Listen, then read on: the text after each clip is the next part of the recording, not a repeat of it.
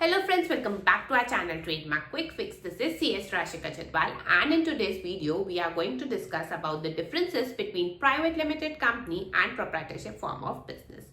जब आप अपना नया बिजनेस स्टार्ट करते हो तो आप कंफ्यूज होते हो कि क्या आप अपने बिजनेस को एज प्रोप्राइटरशिप फर्म चलाएं या फिर एक प्राइवेट लिमिटेड कंपनी बनाकर इनकॉर्पोरेट करके बिजनेस को चलाएं। इन दोनों फॉर्म्स के अपने अपने बेनिफिट्स हैं, अपने अपने फीचर्स हैं, हम सब कुछ इस वीडियो में डिस्कस करने वाले हैं। And by the end of this video you will get the answer कि आपको अपने बिजनेस को एज प्रोप्राइटरशिप फर्म चलाना चाहिए या फिर एक प्राइवेट लिमिटेड कंपनी बनाकर चलाना चाहिए। आइए जानते हैं।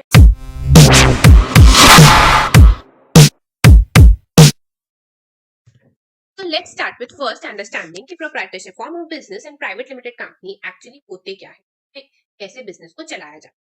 तो अगर किसी इंडिविजुअल ने सोचा कि वो बिजनेस चलाना चाहता है और उस इंडिविजुअल ने अपने फर्म का नाम रख के करंट अकाउंट खुलवाया और बिजनेस करना स्टार्ट कर दिया, this is proprietorship form of business.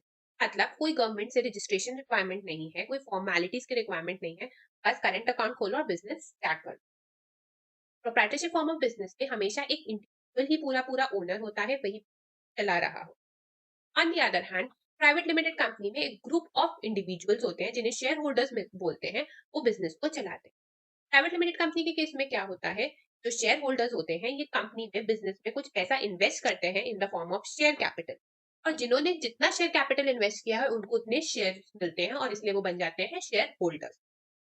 Private limited company government के पास, गवर्नमेंट की सेंट्रल गवर्नमेंट की agency which is ministry of corporate affairs के पास रजिस्टर कराना मैंडेटरी है। एमसीए से बिना सर्टिफिकेट ऑफ इनकॉर्पोरेशन लिए आप अपना बिजनेस के प्राइवेट लिमिटेड कंपनी नहीं स्टार्ट कर सकते। तो इसमें हम ये कंक्लूड करते हैं कि जो प्राइवेट लिमिटेड कंपनी है वो हमेशा ग्रुप ऑफ इंडिविजुअल्स जिनको शेयर होल्डर्स बोलते हैं वो मिलकर चलाते हैं।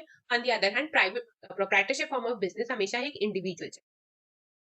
अब सुनने में ऐसा लग रहा है कि प्रोप्राइटरशिप तो कोई रिक्वायरमेंट ही नहीं है, गवर्नमेंट के पास रजिस्टर करने की कोई फॉर्मेलिटीज नहीं है, तो हमें प्रोप्राइटरशिप फॉर्म ऑफ बिजनेस चलाना चाहिए।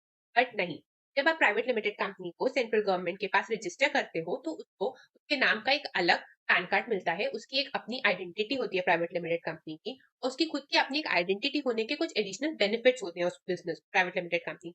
वो क्या बेनिफिट्स है, वो क्या फायदे, हम आगे वीडियो में डिस्कस करने वाले हैं।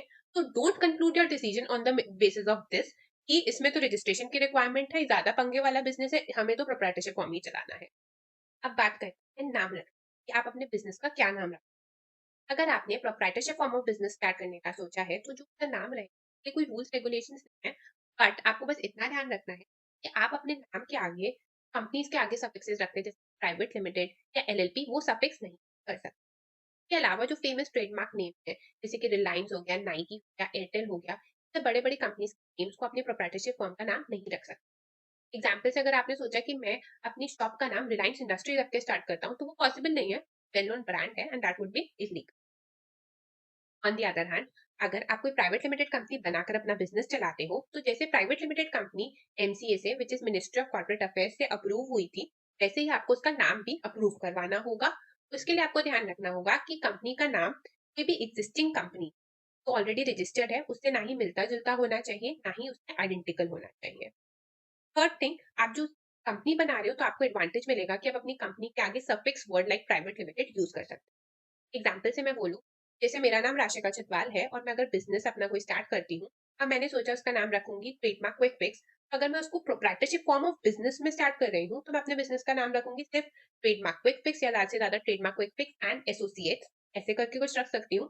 बट अगर मैंने प्राइवेट लिमिटेड कंपनी बनाकर अपना बिजनेस स्टार्ट किया तो मैं उसको रख पाऊंगी trademark quick fix private limited. अगर आप अभी भी कंफ्यूज, आप अपने बिजनेस को कौन से फॉर्म में ओपन करो, कंपनी बनाओ या फिर एज प्रोप्राइटरशिप स्टार्ट करो, या फिर आपने डिसाइड किया है कि आप प्राइवेट लिमिटेड बनाना चाहते हो, आप उसको रजिस्टर करवाना चाहते हो, आप हम कंसल्ट कर सकते हो, आप हमारी सर्विसेज ले सकते हो बाय मेलिंग अस ओवर trademarkquickfix@gmail.com, या फिर आप डायरेक्टली हमें कॉल कर सकते हो, व्हाट्सएप पे कॉन्टैक्ट कर सकते हो ओवर 7417499618, और इन अल्टरनेटिव नंबर 81719496 अगर आपको मेरी वीडियो यूजफुल लगी तो do like and subscribe to my channel. अब हम डिस्कस करेंगे about liability of the owners या फिर प्रोप्राइटर्स ऑफ द बिजनेस। तो जब आप एक प्राइवेट लिमिटेड कंपनी बना के बिजनेस स्टार्ट करते हो तो जो ओनर्स होते हैं, शेयर होल्डर्स होती है, उनकी लायबिलिटी होती है यहाँ पे लिमिटेड लायबिलिटी।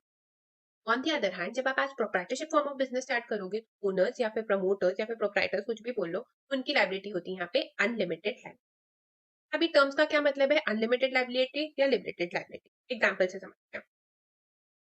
जैसे कि अगर आपने प्राइवेट लिमिटेड कंपनी बनाई और अब आपकी कंपनी के ऊपर जो लोन है या लायबिलिटी है वो है अराउंड 10 लाख की। आप कंपनी के पास जो फंड्स है, आपके बिजनेस में जो फंड्स है या असेट्स है या जितनी कमाई है, सबको मिला के आप अपनी लायबिलिटीज जो पे कर पा रहे हो वो है अराउंड 5 लाख। बट 5 लाख की अभी भी आपकी कंपनी पे डेट है या लायबिलिटी है। तो इस केस में क्या जो शेयर होल्डर्स है या ओनर्स है, उनकी पर्सनल प्रॉपर्टी या पर्सनल एसेट से पैसे दिए जाएंगे? तो क्योंकि हमने स्टार्टिंग में ही सुना था, स्टार्टिंग में ही समझा था कि जैसे ही हम कंपनी बना लेते हैं, कंपनी की खुद की अपनी एक आइडेंटिटी हो जाती है और शेयर होल्डर्स की अपनी अलग आइडेंटिटी होती है। तो इस केस में जो 5 लाख के जो डेट्स या लायबिलिटी होगी, वो शेयर होल्डर्स नहीं पे करेंगे अपनी पर्सनल प्रॉपर्टी, अपने पर्सनल एसेट से। शेयर होल्डर्स की लायबिलिटी बोली जाएगी लिमिटेड।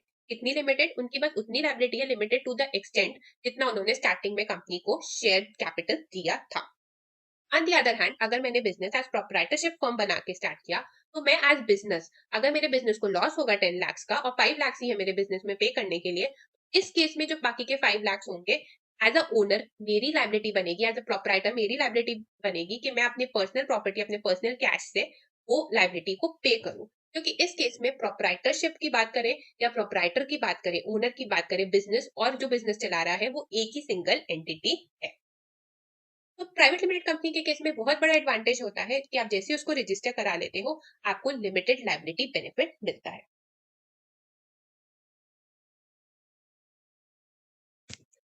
टैक्सेशन। अब हम समझ चुके हैं कि प्रोप्राइटरशिप के केस में, प्रोप्राइटरशिप फॉर्म ऑफ बिजनेस में, प्रोप्राइटरशिप बिजनेस बोले या फिर ओनर बोले, एक ही सिंगल एंटिटी है।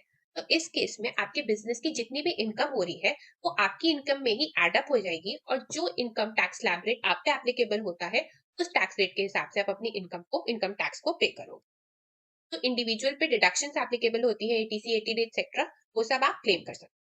On the other hand since private limited company corporates में आती है, इसीलिए उस पे कॉर्पोरेट टैक्स रेट एप्लीकेबल होगा, जो अराउंड 25 से 30% होता है, डिपेंड कि आपकी कंपनी का क्या टर्नओवर है। आप बिजनेस किसी भी फॉर्म में चला लो, कोई भी एंटिटी बना लो, आपको बिजनेस चलाने के लिए फंड्स तो चाहिए।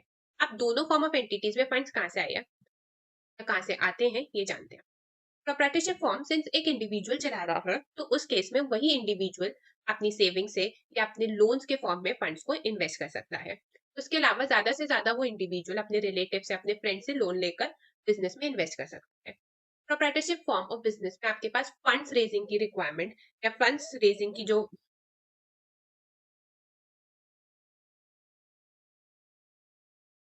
प्रोप्राइटरशिप फॉर्म ऑफ बिजनेस में आपके पास फंड रेजिंग के ऑप्शंस लिमिटेड रहते हैं।